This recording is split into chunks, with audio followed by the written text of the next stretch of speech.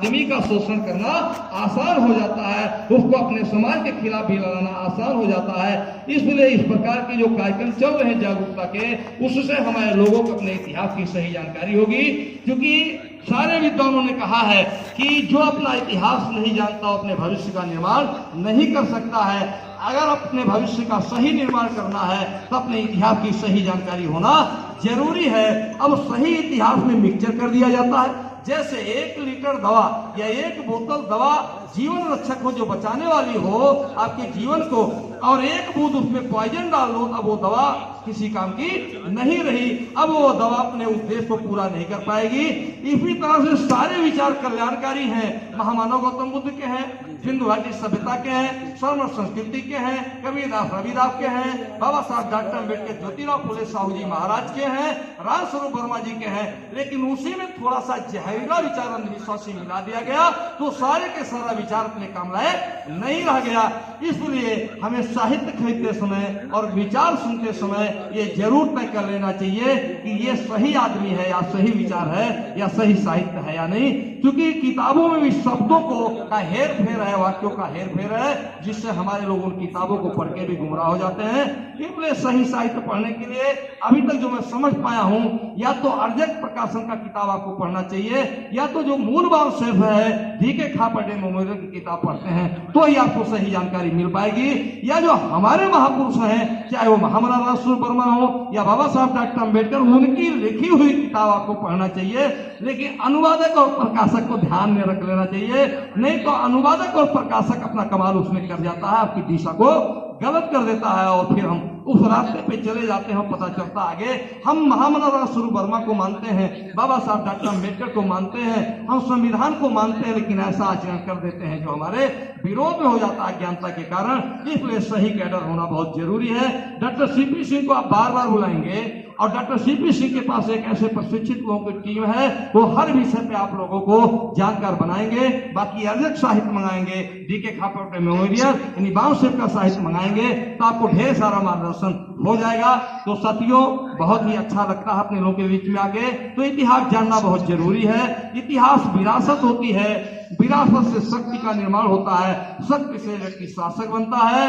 तो आपका जो इतिहास और सिंधु घाटी सभ्यता का निर्माण आपने किया है, उसी सभ्यता में की पैदाइश महामानव गौतम बुद्ध उसी श्रमण परंपरा में पैदा हुए हैं। उनके दौर में जो है उस संस्कृति में मिलावट आ गई थी, ब्राह्मणवाद आ गया था। इसलिए उसको ठीक करने के लिए उन्होंने वर्ण व्यवस्था के विरोध में आंदोलन चलाया और क्रांति किया।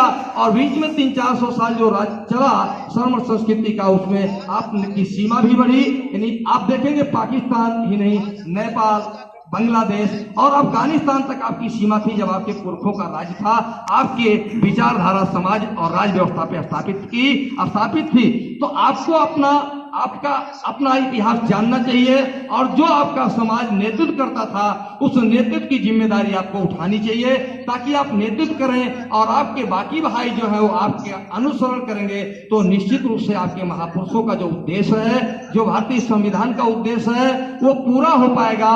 हमें अपने महापुरुषों का उद्देश्य, हमारा भी जो उद्देश्य है वो वही है, कोई और नहीं है। जो हमारे महापुरुषों का उद्देश्य था वही हमारा उद्देश्य है। और उस उद्देश्य को बहुत ही सावधानी के साथ, बड़ी विद्वता के साथ बाबा साहब डॉक्टर अम्बेडकर ने भारतीय संविधान में रख दिया है। क्योंकि भारतीय संविधान का उद्देश्य ही समता, स्वतंत्रता, बंधुत्व और न्याय की स्थापना है। जो महामानव गौतम बुद्ध की चतुर्थी थी, यानी जो 4 उद्देश्य थे, उसी को बड़ी ही बुद्धिमानी और चालाकी से बाबा साहब डॉक्टर अम्बेडकर ने भारत के संविधान का उद्देश्य बना दिया है। लेकिन जो भारतीय संविधान का उद्देश्य था वो पूरा क्यों नहीं हो पा रहा है, उसका एक ही कारण है कि जो भारतीय संविधान को लागू करने वाली संस्था है पार्लियामेंट और विधायिका कार्यपालिका, इस पे जो है वो भारतीय संविधान को मानने वाले लोग या बाबा साहब डॉक्टर अम्बेडकर को ठीक से समझने वाले लोग या बुद्ध को समझने वाले लोग या श्रवण संस्कृति के लोग नहीं जा पा रहे हैं। यानी सत्ता पे आश्रम संस्कृति के लोगों ने कब्जा करके भारतीय संविधान को दबा रखा है, उस क्रांति को होने नहीं दे रहे हैं। भारतीय संविधान ठीक से लागू हो जाए तो भारत को 5 साल से ज्यादा बौद्ध में बनाने में नहीं लगेगा। तो फिर अर्जकों का राज आ जाएगा, यानी आपका राज आ जाएगा और आपके राज्य में कोई दुखी नहीं होता है।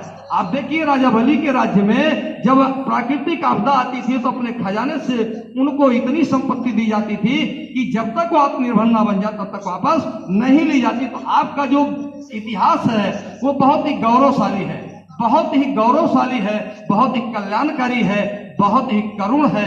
लेकिन हम अपने इतिहास से दूर क्यों जा रहे हैं? क्योंकि हमारा अपना कार्यक्रम समाज में कम चल रहा है, हमारे दुश्मनों का कार्यक्रम समाज में ज्यादा चल रहा है और हमारे लोग उनके कार्यक्रम में चले जाते हैं और उनको गुमराह करने का मौका मिल जाता है। लेकिन स्वराज सेवा संघ नाम का जो ऑनलाइन मीटिंग चल रही है, उस मीटिंग में आप लोग जूम पे जुड़िएगा। प्रत्येक रविवार को 7 बजे से 9 बजे तक अनुशासन के साथ वो चलता है और बहुत ही अच्छे अच्छे स्पीकर, जानकार लोग उस मंच पे बुलाए जाते हैं और वहां से जानकारी दी जाती है। आर्यक संघ ने इस अज्ञानता को दूर करने के लिए शिक्षा को हथियार बनाया। उनकी शिक्षा नीति आप पढ़ेंगे तो आपको समझ में आ जाएगा। हमारा भारतीय संविधान का भी उद्देश्य था शिक्षा के बारे में कि शिक्षा और चिकित्सा ये मौलिक अधिकार में था, इसका कोई पैसा नहीं लगना है। यानी जहां पे राष्ट्रपति का बेटा पढ़े वहीं चपरासी का बेटा पढ़े, ना राष्ट्रपति का पैसा लगे ना चपरासी का पैसा लगे। तो आगे जब उन दोनों का ज्ञान एक साथ पढ़ेगा तो आने वाले समय में समानता बढ़ जाएगी। लेकिन अभी नई शिक्षा नीति 2020 अभी जो लागू हुई है, आम आदमी को जानकारी भी नहीं है। नई शिक्षा नीति 2020 इतनी खतरनाक है कि ये इतनी खतरनाक है कि आपके बच्चे को शिक्षा के नाम पे ही गुमराह कर दिया जाएगा। आप सभी लोग विद्वान साथी आप जानते हैं कि जो मानव मस्तिष्क का निर्माण है ये बचपन से लेकर 6 साल तक जो सिंपैथिक नर्व होती हैं उनका विकास 85% हो जाता है। हमारे बीच में डॉक्टर सीपी सिंह हैं, ये ठीक से इस बात को जानते हैं, विद्वान साथी भी जानते हैं। इस समय और हमारी जो मस्तिष्क का विकास उसे छेड़छाड़ किया जाता है तो विकृत हो जाता है और ये आपकी मातृभाषा में इसका विकास सही हो पाता है। उस समय अगर इसको आप डिस्टर्ब करते हैं तो विकृत हो जाता है। अब नई शिक्षा नीति में क्या है, पहले 6 साल की उम्र में बच्चा एडमिशन लेता था तो उसका 85% मस्तिष्क का विकास हो गया होता था। लेकिन अब क्या है कि आने वाले समय में बच्चों को 3 साल में एडमिशन लेना होगा, प्ले स्कूल में जाना होगा। कहने के लिए ऊपर से वो बहुत ही लुभावनी है, लेकिन उसमें छुपे कुटिल पहलू से प्रशिक्षित लोग जान पा रहे हैं। बाकी लोगों को तो शिक्षा नीति ऊपर से बहुत ही अच्छा दिखाई पड़ती है, उनकी बातें बड़ी बड़ी अच्छी दिखती है, लेकिन अंदर छुपा होता है। अब आप जानिए कि 3 साल में बच्चों को प्ले स्कूल में भेज देना है और उन 3 साल जो है पहले जो शिक्षा चलती थी 10 धन 2 की, अब जो शिक्षा चले 5 धन 3 धन 4 धन 4 की शिक्षा चल रही है। ये प्रथम 5 साल में क्या 3 साल वो पढ़ाएंगे, क्या पढ़ाएंगे, खेल खिलाएंगे, प्ले कराएंगे। वो खेल के दौरान क्या करेंगे, वो पुराण पढ़ाएंगे, रामायण गीता महाभारत पढ़ाएंगे, यानी अंधविश्वासी बनाएंगे। और 4थे साल वो कक्षा 1 में, 5वें साल कक्षा 2 में जाएगा। आगे और बड़ी बड़ी बातें हैं। इस स्वराज सेवा संघ के मंच पे ये नई शिक्षा नीति के छुपे कुटिल पहलू, ढेर सारी बातें अलग अलग समय पे विषय बना के की जाती हैं। तो आप लोगों को उस मंच पे आएंगे तो नई शिक्षा नीति में छुपे कुटिल पहलू उनके क्या है कि वहीं से बच्चों को कैसे बर्बाद कर दिया जाए। बहुत बड़ी साजिश चल रही है। उस साजिश की जानकारी तभी आपको हो सकती है जब जानकार लोगों के बीच में आप रहेंगे। तो मुझे लगता है कि टाइम डॉक्टर साहब को सबसे ज्यादा मिलना चाहिए, क्योंकि डॉक्टर साहब को हम लोग सुनने आए हैं। डॉक्टर साहब के पास 70 साल का अनुभव है और कई क्षेत्र का अनुभव है और दूसरे हमारे बीच में आर्थिक विशेषज्ञ हैं। इस समय देश की जो सबसे बड़ी समस्या है अज्ञानता, सही ज्ञान की जानकारी होनी चाहिए और बेरोजगारी है। तो बेरोजगारी क्यों है? क्योंकि भारत में जो भारत सरकार की जो नीतियां हैं वो हम लोगों के विरोध में है। तो वर्तमान में क्या है, विज्ञान का जो लेटेस्ट आविष्कार वो सूचना प्रौद्योगिकी है। सूचना प्रौद्योगिकी की वजह क्या हो रहा है, पूरी दुनिया एक गांव एक शहर बनती चली जा रही है। तो ऐसे में जो ज्ञान पूरी दुनिया में था उस सूचना प्रौद्योगिकी की वजह से पूरी मानव जाति में बड़े पैमाने पे प्रचार प्रसार हो रहा है, लेकिन वहां तक लोग पहुंच नहीं पा रहे हैं। ऐसे में जो नई वैश्विक अर्थव्यवस्था बन रही है उसकी जानकारी भी नहीं है। जब कोई क्रांति होती है देश और दुनिया में, जो लोग उस क्रांति को समझ जाते हैं और सही टाइम पे सही कॉर्नर पे खड़े हो जाते हैं तो उनके जीवन में बहुत ज्यादा परिवर्तन आ जाता है। उदाहरण के लिए आप देखेंगे 14 अगस्त 1947, जिसे हम 15 अगस्त कहते हैं, रात्रि 12 बजे अंग्रेजों ने भारत छोड़ने का फैसला लिया। इसे कुछ लोग स्वतंत्रता दिवस मनाते हैं, लेकिन भारत अभी भी आजाद नहीं है। भारत को डोमिनियन राष्ट्र बनाया गया, 100 साल के लीज पे रखा गया, लेकिन बाबा साहब डॉक्टर अम्बेडकर ने संविधान सभा का प्रयोग करके डोमिनियन खत्म कर दिया था। राष्ट्र की बात इससे मैं बताया नहीं जाता है। तो ऐसे में साथियों अभी भी भारत जो है पूरी तरह से आजाद नहीं है। ऐसे में ऐसे में चूंकि 15 अगस्त 1947 ने हमको राजपाट नहीं दिया, इस दिन पूरे भारत में ब्राह्मणों का कब्जा हुआ है। भारत के कई क्षेत्र ऐसे थे जहां ब्राह्मणों के नियंत्रण में नहीं था, लेकिन नेहरू की अंतरिम सरकार का प्रधानमंत्री बनते ही पूरे भारत में ब्राह्मणों का नियंत्रण हो गया, पूरे भारत में ब्राह्मणों का राज आया। 26 जनवरी 1950 ने हमें अवसर दिया, 26 जनवरी 1950 ने हमें अवसर दिया और यह तय हो गया कि अब लंदन की पार्लियामेंट में लिया गया फैसला लागू नहीं होगा। यानी अब जो लंदन में लिया गया फैसला है वो भारत में लागू नहीं होगा, बल्कि अब भारत में क्या लागू होगा, जो भारत की विधायिकाएं फैसला लेंगी, यानी भारत की पार्लियामेंट विधानसभाएं जो फैसला लेंगी वो भारत में लागू होगा। लागू कौन करेगा? कार्यपालिका लागू करेगी। विधायिका में कौन लोग होंगे? विधायिका में चुने हुए लोग होंगे, जिन्हें लोग चुनेंगे देश के अपना प्रतिनिधि, वो लोग विधायिका में जाएंगे, वो लोग फैसले लेंगे और लिया गया फैसला कार्यपालिका लागू करेगी। और कार्यपालिका में चुने हुए लोग नहीं बल्कि सेलेक्ट हुए लोग होंगे, यानी जो लोग पढ़ लिख के एक निश्चित डिग्री योग्यता हासिल करेंगे, ऐसे लोग ही आवेदन कर पाएंगे। तो ऐसे आवेदन करने वाले लोगों में विभिन्न विषय के विशेषज्ञ होंगे, एक्सपर्ट होंगे, आईएएस होंगे, आईपीएस होंगे, प्रमुख सचिव, विशेष सचिव होंगे, ये लोग लागू करेंगे। तो ऐसे में जिनको ये बात समझ में आ गई थी 1950 के आसपास, ये जो राजनीतिक क्रांति भारत में हुई, इसकी बात जिनको समझ में आ गई थी 1950 के आसपास, वो लोग राजनीति में चले गए योजनाबद्ध तरीके से। हम उनकी बात नहीं कर रहे हैं कि जो योजनाबद्ध तरीके से नहीं गया ऐसे वैसे चले गए, जो योजनाबद्ध तरीके से राजनीति में चले गए, उन घरों में सांसद, विधायक और मंत्री हुए। और जिनको ये बात समझ में आ गई थी प्रशासन चलाएंगे पढ़े लिखे लोग, उन लोगों ने अपने बच्चे को पढ़ाना लिखाना 1950 के आसपास से ही शुरू कर दिया था। तो आप जानते हैं कि अर्हता के लिए न्यूनतम डिग्री मिलने में 15 से 20 साल लग जाते हैं, यानी आप एमए बीए तक जाते हैं तो 15 से 20 साल लग जाते हैं। ये समय 1950 से आप जोड़ेंगे तो 1965 और 70 का आता है। 1965 और 70 में जब वैकेंसी 1000 अधिकारियों की आती थी, हम सेना का सिपाही या पुलिस के सिपाही की बात नहीं कर रहे हैं, तो आवेदन 200, 250, अधिकतम 300 आते थे। लोग पढ़े लिखे लोग ही नहीं थे। एक साधारण प्रक्रिया के साथ जिनके पास डिग्री होती थी, आवेदन करते थे, एक साधारण परीक्षा और इंटरव्यू के साथ वो प्रशासनिक अधिकारी बन गए।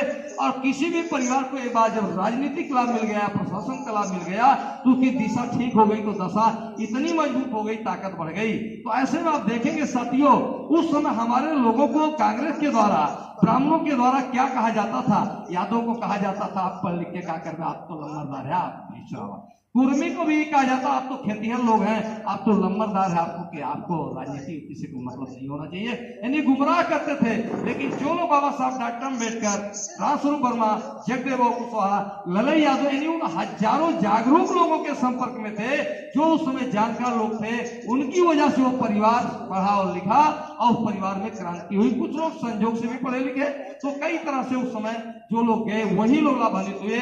तो राजनीतिक क्रांति का लाभ हमारे लोग ज्यादातर इसलिए नहीं पाए कि हमारे लोग कांग्रेस के ज्यादा संपर्क में थे, हमारे लोग अध्यक्ष संघ या बाबा साहब या आरपीआई के संपर्क में, अपने नायकों के संपर्क में नहीं थे। तो आज समय है, तो क्रांति का लाभ हम नहीं ले पाए। लेकिन वर्तमान में हमारे समय में कौन सी क्रांति हो रही है? तो सूचना प्रौद्योगिकी, जो विज्ञान का लेटेस्ट आविष्कार है, सूचना क्रांति, सूचना प्रौद्योगिकी, उसका क्या असर पड़ रहा है? तो पूरी दुनिया एक गांव एक शहर बनती जा रही है। ऐसे में जो नई वैश्विक चाहे जो शेड्यूल कास्ट के लोग हैं, ये भी आपके पिछड़े हुए भाई ही हैं। लेकिन क्या होता है ना, जब ब्राह्मणों ने यहाँ पर युद्ध लड़ा, जो छल कपट धोखे हमारे सभी पूर्वज राजे महाराजों की हत्या हुई, जब उन्होंने कब्जा कर लिया, तो फिर हमको बांटा गया पहले 4 वर्णों में, फिर भी पेट नहीं भरा तो बांटा 6745 जातियों में। और जो लोग उनसे ज्यादा मजबूती से लड़े, उनको और नीच बनाया गया। हमारे लोगों ने अस्त्र डाल दिए और उनकी गुलामी स्वीकार कर ली, तो आज वो पिछड़े वर्ग हैं। लेकिन शूद्र हैं साथियों, ये समझना पड़ेगा कि शूद्र कौन है। शूद्र चमार पासी धोबी धानुक नहीं है, शूद्र पिछड़े वर्ग के लोग हैं। क्योंकि चमार पासी धोबी धानुक क्या है, उनको अछूत बनाया, वो उनके घर के अंदर नहीं जा सकते थे। ऊपर के 3 वर्णों की सेवा कार्य हमको लोगों से लिया गया, पिछड़े वर्ग से लिया गया। कुर्मी से उन्होंने अन्न लेने की सेवक कार्य लिया, यादव से उन्होंने दूध लेने की सेवक कार्य लिया। धन्यवाद। तो आज हमारे पहले वक्ता है आदरणीय वैश्य से सामान लेने की सेवक कार्य लिया, वैश्य तो अपर कास्ट में ही आता है। मौर्य समाज से सब्जी लेने का कार्य लिया। करती कहार से उन्होंने पानी लेने से सेवक कार्य किया, नाई से उन्होंने बाल काटने से सेवक कार्य लिया, तो सेवक कार्य उन्होंने पिछड़े वर्ग से लिया। ये समझने की जरूरत है, लेकिन हमारे लोग समझना नहीं चाहते। और है क्या, एक गलती हम लोग कर बैठते हैं। पृथ्वीयासी आया हमारे समाज, तो हमें लगता है ये अरबपति है, जिसने फूल लिया लूट लिया वही हमारा बढ़िया पृथ्वी। ये हम लोग गलती कर बैठते हैं। साथियों, मैंने कहा दुनिया विचारधारा राज करती है। जब मानववादी विचारधारा, जो वैज्ञानिक विचारधारा है, उससे प्रोत अगर प्रत्याशी आता है उसको सपोर्ट करने का, जो हमारे समाज का व्यापारी अगर होता है उससे आस लगाए बैठे हो, तो वो आपका समाज का ही सौदा कर देता है और किसी भी पार्टी से चुनाव जीत जाता है। कुछ उसकी पार्टी का वोट होता है, कुछ आप लोग अपना पेट देते हो। साथी, ऐसे अगर वोट देते हो तो हमने ये देखा है कि अगर कोई बच्चा अब तक यही होता रहा, मान ली 2 नंबर 4 नंबर से कम हो पाया कि सिलेक्शन नहीं हो पाया, विचार करने तो हम की दोष जरूरत है। देते उस बच्चे को, अरे बेटा थोड़ा और मेहनत कर लेते तो आपका सिलेक्शन हो जाता। लेकिन हम एक बात को मिस देश की 80% जनता, गलती उस बच्चे की नहीं है, गलती उसकी है कि देश की 80% जनता गांव में रहती है। वहाँ या तो सरकारी प्राइमरी स्कूल जहाँ टीचर या तो जाता नहीं है, जाता है तो पढ़ाता नहीं है, या फिर प्राइवेट नकलची स्कूल। कोई भैया शिक्षा को तो बुरा न मानिएगा, जो देश की स्थिति है वो बयान कर रहा हूँ, गलती किसी व्यक्ति की नहीं। ये सरकार चाहती है कि क्या हो, सरकार चाहती ही नहीं देश के मूल निवासियों को शिक्षा मिले। तो साथियों, फिर क्या होता है, उस बच्चे की प्राइमरी एजुकेशन अच्छी नहीं होती। जिस बच्चे की प्राइमरी एजुकेशन अच्छी नहीं होती, उसका आगे चल के पढ़ने मन नहीं लगता। जब पढ़ने मन नहीं लगता तो नकल बोल करके अपनी शिक्षा की पूर्ति करता है। ऐसा नकलची बच्चा न कभी अच्छा डॉक्टर बन सकता है, न कभी अच्छा शिक्षक बन सकता है, न कभी अच्छा इंजीनियर बन सकता है, न अच्छा कभी राजनेता बन सकता है, वो चाहे मेरे समाज क्यों न हो। तो ये हमको समझ लेना होगा कि what is right, what is wrong, क्या सही है क्या गलत है। कभी भी आपका भला नहीं हो सकता। हाँ, जो मैं शब्द बोल रहा हूं, जो मानववादी वैज्ञानिक विचारधारा, जो बुद्धवादी विचारधारा है, इससे जो ओत प्रोत हमारा प्रत्याशी होगा, तो वो समाज के फेवर में कोई नीतियां बनवा सकता है, समाज के लिए हितकर कोई बात कर सकता है। इसलिए आपको थोड़ी थोड़ी आहुति देनी पड़ेगी। साथियों, जैसे कोई आपको कमा खिलाने वाला नहीं है, तो कोई लड़ाई भी तो आपकी लड़ने वाला नहीं है। इसलिए आप ऐसे संगठनों को प्रमोट करिए कि उनसे आने वाली पीढ़ी को ज्ञान मिले। कैडराइज्ड प्रोग्राम चलने चाहिए, तो वो पीढ़ी जागरूक हो जाएगी। इन किताबों से आपको ज्ञान नहीं मिलने वाला। ये सब लिटरेचर, देश आज़ादी बाद देश में सत्ता किसका है? देश की आज़ादी के बाद देश की सत्ता ब्राह्मणों के हाथ में है। देश में 3 राष्ट्रीय पार्टियां हैं, बीजेपी, कांग्रेस और कम्युनिस्ट। तीनों की मुखिया बहनें हैं। अंदर से सबका मिला जुला स्वरूप है। पहले जो कांग्रेस करती रही वही भाजपा कर रही, कुछ और कर रही है। पहले यही कांग्रेस आरएसएस की गोदी में बैठती थी और आरएसएस की सालों पे काम करती थी। खेती के लिए कभी उसने कोई ऐसी नीति नहीं बनाई। अब देखिए, इनकी सरकार आई तो पिछले साल क्या हुआ, ये ऐसे कानून पास करने जा रहे थे कि बिना किसान की परमिशन से हम जमीन हड़प लें और वो अपने उद्योगपति बंधुओं को दे दें। तो किसानों ने संघर्ष किया, लेकिन उत्तर प्रदेश का किसान में एकता नहीं है, वो जातियों में बटा हुआ है। साथियों, हम लोग बड़ा काम करने की जरूरत है। मैंने कहा कि हमको 6743 जातियों में बांटा गया, तो पिछड़े वर्ग की करीब 3500 जातियां हैं, है ना। पहले तो उसमें एकीकरण कर लेना चाहिए, इसके बाद में शेड्यूल कास्ट में भी एकीकरण होना चाहिए, और भाईचारा वहाँ भी बनाए रखना पड़ेगा। और नहीं तो आपको क्या समझते हैं कि अपर कास्ट कोई वोट देगा? इतना तो यहाँ सब हमें लगता है सब जागरूक बैठे होंगे कि अपर कास्ट आदमी को आपको पीटी देखना नहीं चाहता है। तो हमें क्या करना होगा? हमको बुद्धवादी विचारधारा, वैज्ञानिकवादी विचारधारा, महामना रामस्वरूप वर्मावादी विचारधारा, अम्बेडकरवादी विचारधारा को अपनाना पड़ेगा। अम्बेडकर साहब को खाली शेड्यूल कास्ट न समझा जाए। देखिए साथियों, हमारे लोग अनभिज्ञ हैं। स्वराज सेवा संघ, स्वराज हमारे समाज के किस व्यक्ति ने काम कायम किया था? छत्रपति शिवाजी। हमारे इस संगठन के आदर्श पुरुष छत्रपति शिवाजी महाराज। छत्रपति शिवाजी महाराज से गलती हो गई थी।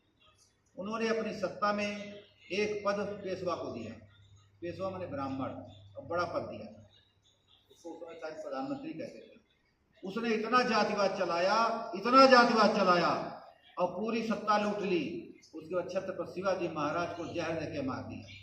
फिर उनके लड़के संभा राजे विदेश से पढ़ के आते हैं, बहुत ज्ञानी थे, बहुत बलिष्ठ थे। उन्होंने सामाजिक व्यवस्था पर 10 मोटे मोटे ग्रंथ लिखे थे।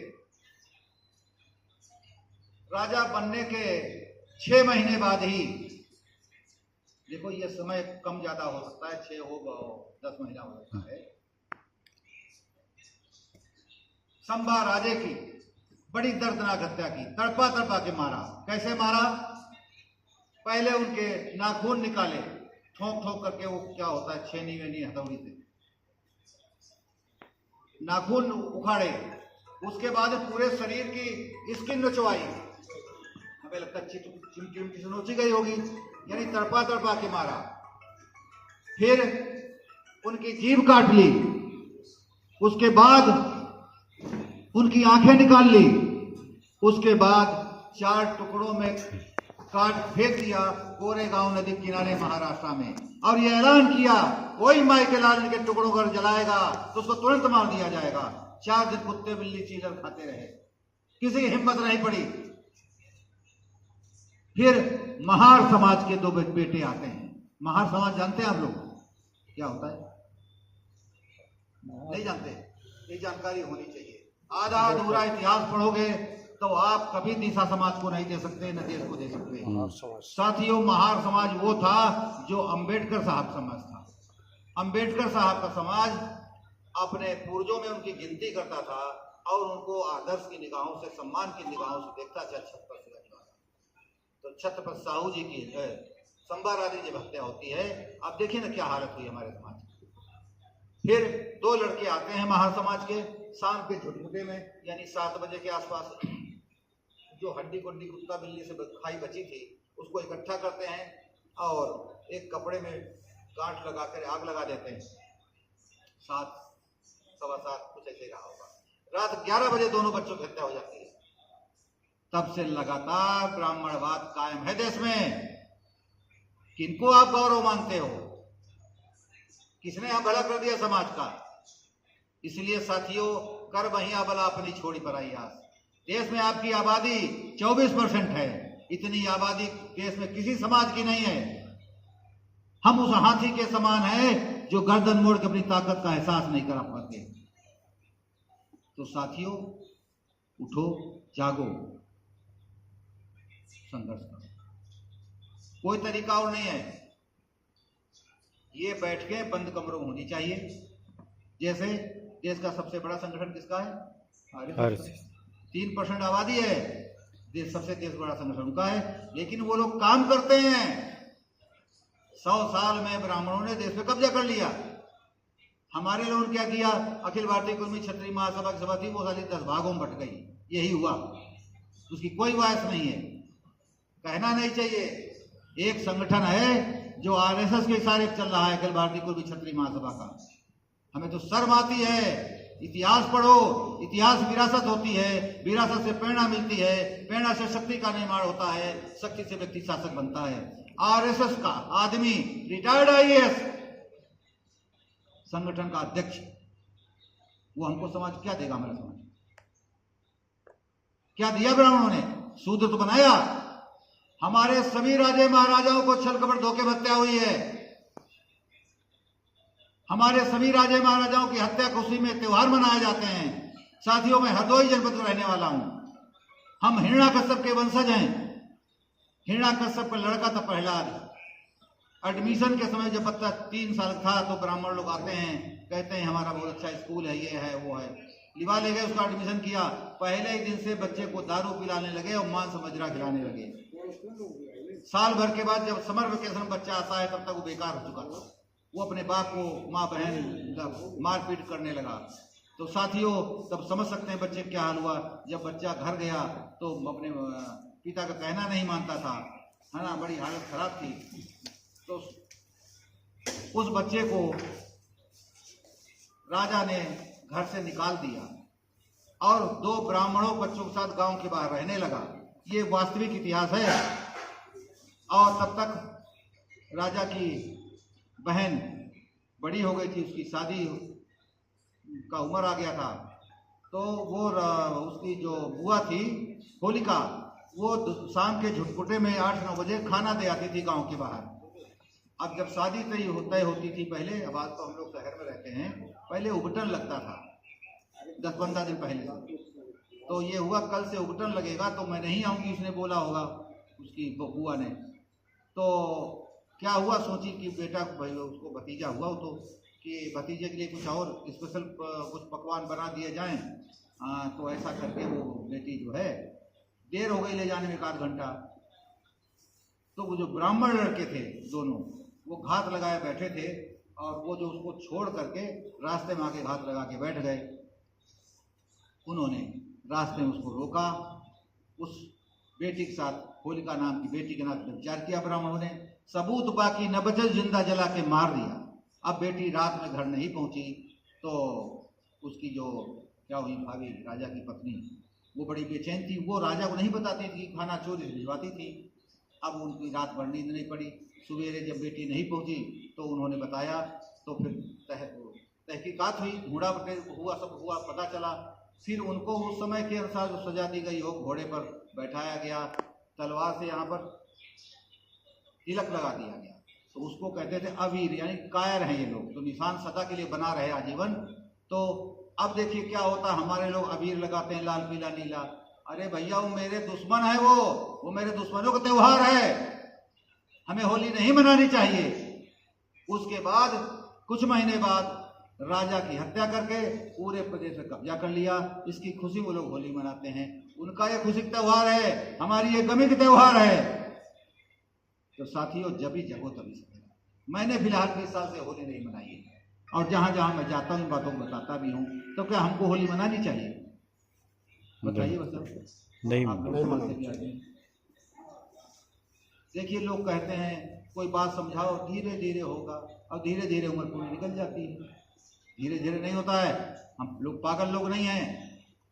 मेरी एक नातिन है, इस समय 7 साल की है। वो 2 साल की थी जब हमारे यहाँ आई थी। तो हम लोग चाय पी रहे थे, तो उसने कप ऐसे पकड़ लिया और जल गई, रोई। और उसके बाद एक बार वो इतना समझ गई, आज तक उसने चाय का कप छुआ नहीं। हमारे लोग जानते हुए नालायकी कर रहे हैं। अब ये देखिए ना क्या हुआ। आज हिंदू धर्म में सबसे पावरफुल आदमी कौन होता है? शंकराचार्य। तो हिंदू धर्म में शंकराचार्य कौन बन सकता है? जो ब्राह्मण। ईसाई धर्म में ऐसे पावरफुल आदमी होता है, क्या कहते हैं उसको?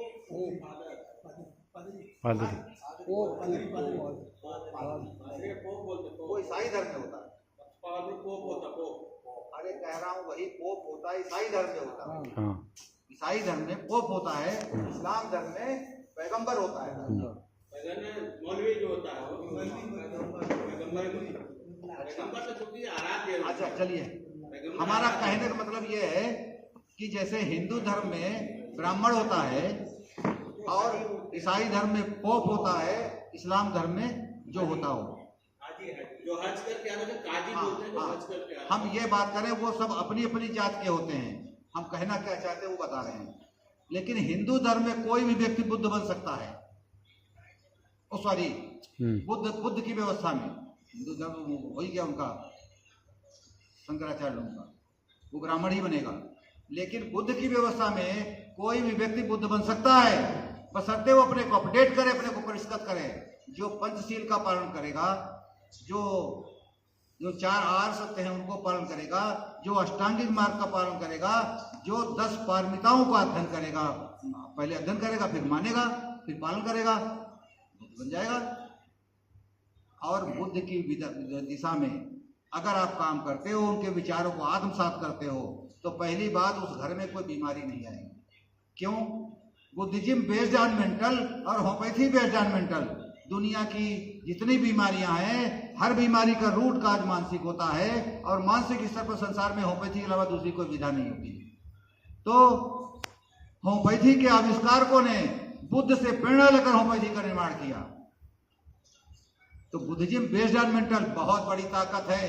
पढ़िए, आप कुछ नहीं कर पाएंगे तो अपने बच्चों को, अपने परिवार को दिशा तभी दे पाएंगे।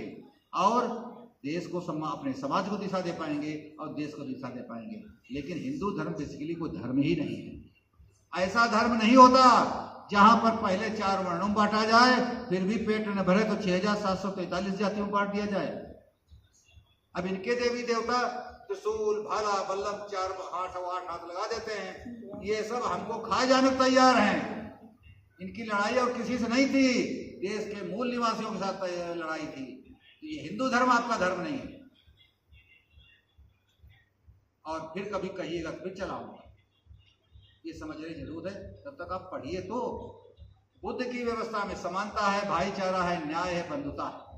साथियों, बौद्ध काल तक हमारे घर की आजी दादी, हमारी बहन बेटियां जो बड़ी हो जाती थी, आजी दादी होती थी, उनकी देख रेख में हमारे परिवार 10-10, 20-20, 30-30, 40-40, 60-70, 80, 90-90, 100 लोग परिवार होते थे, कंबाइंड परिवार होते थे। क्यों? वो हमारी जो आजी दादी होती थी ना, उनकी जो मानववादी विचारधारा थी, उनकी न्यायपरी विचारधारा थी, वो उदारवादी ने जो उनकी विचारधारा थी, उनमें पार्शलिटी नहीं था कि भैया जैसे 4 बेटे उनके थे, उन बेटे हो गए, घर में 20 लोग परिवार हो गया, 30 लोग परिवार हो गया। तो घर में अगर आजी दादी थी तो वो क्या, अगर दूध ज्यादा आता था तो 1-1 गिलास सबको मिलता था, अगर दूध थोड़ा आ रहा है तो 1-1 कप दे दिया गया। अगर 6 केला घर में है तो उससे ही छोटा छोटा पीस काट के 6 भागों में दे दिया गया। मतलब इस तरह की व्यवस्था थी। आज वो हमारी बहन बेटियों में भाव नहीं रहा, क्योंकि आजादी के पहले से दुश्मन कब्जा है 4500 साल से। ब्राह्मण हमारे देश में कब आया? सिंधु घाटी के अंतिम काल के करीब करीब वही 4500 साल से। ये जब आए तो इन्होंने क्या किया? छल कपट धोखे हमारे राजाओं को 1 साल 2 साल नहीं, 400-500 सालों में सभी राजाओं को मार डाला। किसी को पुलिया की आड़ मार डाला बैठ करके आड़, किसी को मोटा तरा पेड़ वाला उसकी आड़ बैठ के मार डाला।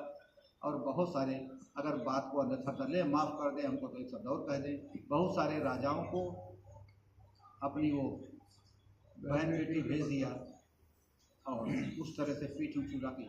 ये सब है, पूरा सब लिटरेचर है, सब पढ़ने में मिलता है। हमको आत्मसात करने की जरूरत है। एक बात और बताएं, बुद्ध को पढ़ेंगे तो बड़ा ज्ञान आएगा।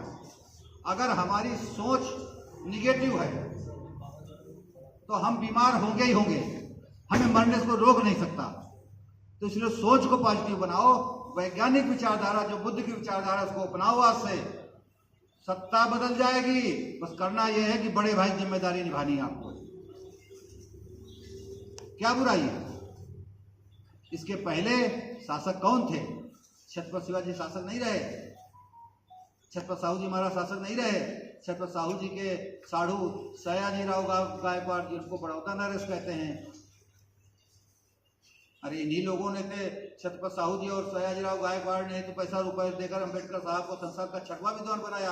अरे हमारे पूर्वजों कितनी बड़ी धरोहर है।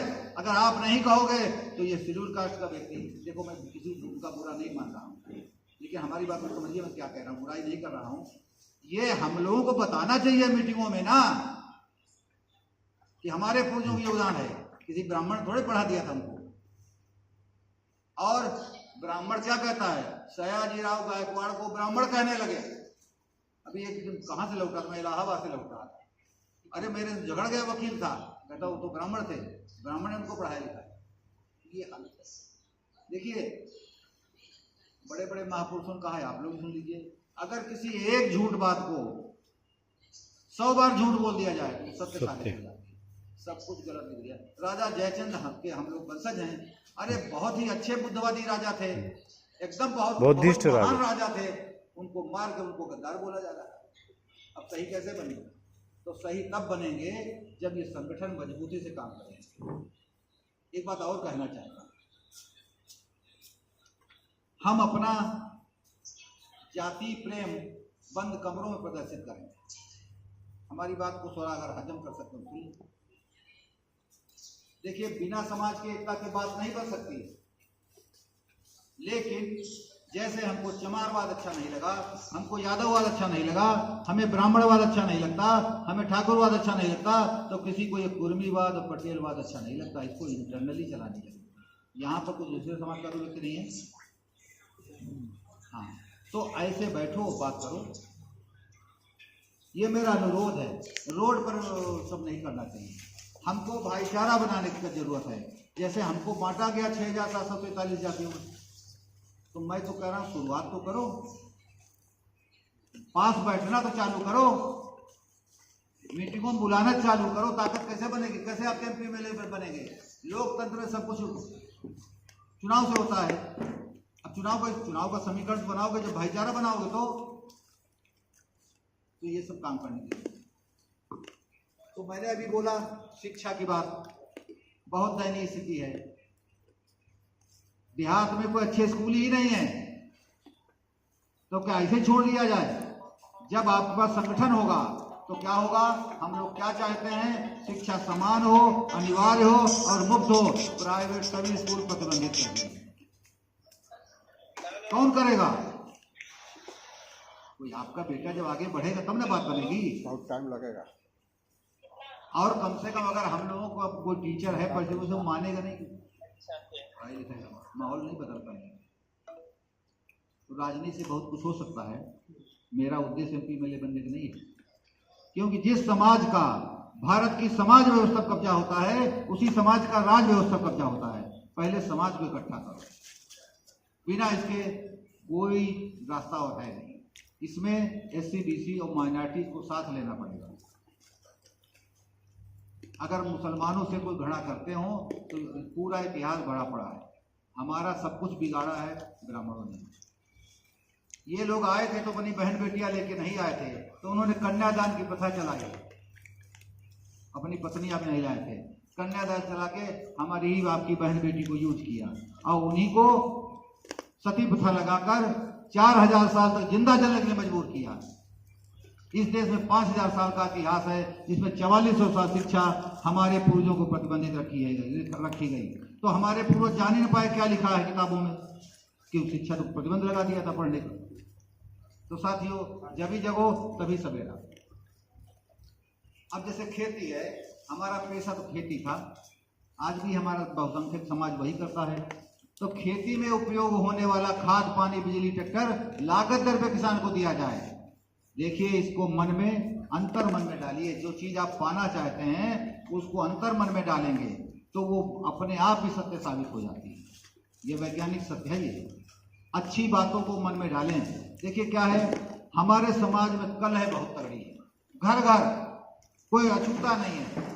लड़की नहीं कहना मानेगी, लड़का कहना नहीं मानेंगे, बाकी भाई नहीं कहना मानेंगे, भाई आपस में एक दूसरे को खा जाने तैयार हैं। तो साथियों, बुद्ध को पढ़ेंगे, अपने आप सब ये सब खत्म हो जाएगा।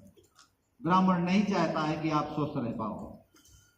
जो नीतियां वो बनाता है वो आपके फेवर में नहीं बनाता है, आपको बर्बाद करने के लिए बनाता है। चिकित्सा, गंभीर रोगों में चिकित्सा मुफ्त होनी चाहिए। कौन कहेगा? ये कौन नेता मंत्री मुख्यमंत्री कुछ बोलता है आपके समाज का? ये रक्षक नहीं, अपने समाज के रक्षक हैं। अब जो लोग आज भाजपा की मलाइम सत्ता ले रहे हैं तो क्या है? प्रतापगढ़ में देखना कितने 10-12 गांव में आग लगा दी गई थी समाज के 3-4 साल पहले। जो मंत्री मजा मारते रहे, FIR तक नहीं हुई उनके खिलाफ। तो कौन आदमी क्या करेगा? तो पहली बात तो ये हो कि दुश्मन का साथ हमारे लोग न दें, नहीं तो आपको जो करना चाहिए आप भी करिए। हम गोली का मारने की बात नहीं कर रहे हैं, ना हम गाली देने की बात कर रहे हैं। आप उनको मोटिवेट कर सकते हो, मोटिवेट करो, नहीं तो आप लोग सही दिशा में चलो, जनता आपका साथ करेगी, देगी, ऐसा मेरा मानना है। प्रज्ञा तो बहुत खतरनाक होती है, क्योंकि अपने विषय की जानकारी तो चोर, उचेरे, लुटेरे या बुरा आचरण करने वाले, जैसे क्या कहते हैं उनको, लोगों को बेचारी और आतंकवादी को भी होता है। अपना अपना जो जिस लाइन का आदमी है उसको ज्ञान हो ही रहा है ना। तो बुद्ध क्या कहते हैं कि जिन पर सील और सदाचार का अंकुश नहीं होता तो वो समाज के लिए घातक हो जाते हैं।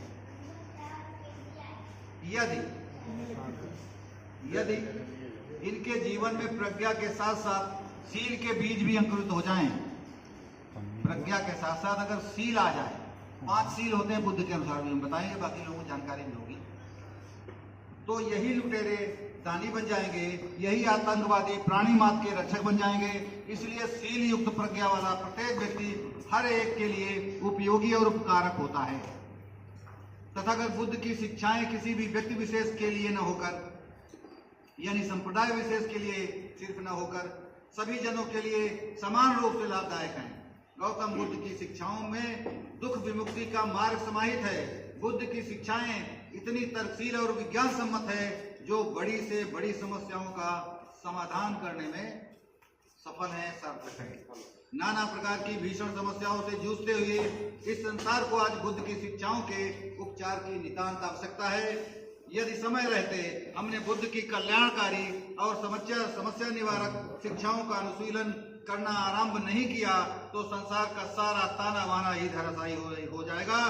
आइए हम सब मिलकर बुद्ध की शिक्षाओं का पालन करना प्रारंभ करें और इस संसार को प्रलय के काल से बचाएं। तुमने जो उसमें क्या नाम का भी पतंजलि था, वो पतंजलि ने एक साजिश की। तो पुष्पमुत्र शुंग नाम का एक ब्राह्मण था, वो था तो बुद्धिस्ट, लेकिन उसको भड़काया इन लोगों ने, वो भड़क गया और इन पांचों ने उनको समझाया पुष्पमित्र शुंग को कि तुम अपनी बहन राजा को दे दो और तुम्हारी बल्ले बल्ले हो जाएगी। तो उसने राजा को अपनी बहन दे दी और वो घर आने जाने लगा। तो कुछ ही दिन बाद पटना में परेड के दौरान उसने राजा यानी अपने बहनों की गर्दन काट लेने के बाद उस 5 ब्राह्मणों ने उसको राजा घोषित कर दिया। तो यहाँ से कहानी खत्म हो गई। राजा बनने के बाद ये डिटेल से भी बताएंगे क्या क्या हुआ। राजा बनने के बाद पुष्पमित्र शुंग जो राजा बना, उसने 5 ब्राह्मणों को बुलाया, उनको कहा आप लोग इस पर अध्ययन करो, अपनी रिपोर्ट प्रस्तुत करो कि गौतम बुद्ध ने अकेले कैसे पूरी ब्राह्मण सत्ता को परिवर्तित कर दिया था। तो उन्होंने अध्ययन करके जो रिपोर्ट सौंपी तो उसमें ये आया, गौतम बुद्ध के बौद्ध भिक्षुओं को डेली ज्ञान देते थे और वो ज्ञान से लवरेज होकर शाम को जब गांव में चारा पानी होता है ना, उसके बाद वो चौपाल लगाते थे बौद्ध भिक्षु क्या गांव में। तो उससे क्या होता था कि अगली फसल कौन सी बोई जाए उसका ज्ञान देते थे, फसलों को कोई रोग लगा है तो उसका ज्ञान देते थे, समाज में कोई बीमारी फैली हुई है जिसको लोग न ठीक कर पा रहे हो, जिससे मौतें हो रही हो, उसका वो ट्रीटमेंट बताते थे और समाज में कैसे एका बना रहे वो ज्ञान देते थे। तो ये पूरी व्यवस्था ऐसे उन्होंने चलाई जहाँ तक उनको ज्ञान रहा। तो साहब क्या हुआ, तो ये रिपोर्ट जब प्रस्तुत की गई तो राजा ने कहा अच्छा ये साले बौद्ध भिक्षु बहुत हरामी हैं। और उसने एक आदेश दिया कोई भी आदमी एक बौद्ध भिक्षु को मूड़ी काट के लाएगा उसको 100 सोने की मुद्राएं दी जाएंगी। भैया इतनी मूड़ियां कट जाने लगी अपने पूर्वजों की कि घाघरा नदी 6-7 किलोमीटर दूरी पर सिरयुक्त हो गई। सिरयुक्त से सरयुक्त और सरयुक्त से सरयू कहलाई। 6-7 किलोमीटर दूरी पर जो सरयू कहलाई, इसमें आपके पूर्वजों की मूड़ियां कटी हुई। इतिहास विरासत होती है, विरासत से प्रेरणा मिलती है, प्रेरणा से शक्ति का निर्माण होता है, शक्ति से व्यक्ति शासन। आप दुश्मन को नहीं पहचाने, आप सब काटे। ये धर्म नहीं है, ये हत्यारे हैं, ये आतंकवादी हैं, इनका चरित्र बहुत गंदा है, पग पग पे विषैले लोग हैं। और आज भी उनके यहाँ बुद्धिज्म नहीं पढ़ाया जाता है, उनके यहाँ क्या पढ़ाया जाता है, यही पढ़ाया जाता है। आरएसएस की शीर्ष कमेटी में 39 लोग हैं, सभी एक जात के हैं, सभी चित्पावन महाराष्ट्र ब्राह्मण हैं, जहाँ से वही चित्पावन महाराष्ट्र ब्राह्मण ने हमारे पूर्व शिवाजी महाराज और उनके बेटे संभाजी महाराज की हत्या की। तो साथियों, आरएसएस में जो लोग भर्ती होते हैं वो सिर्फ हाई स्कूल पास ले जाते हैं, वो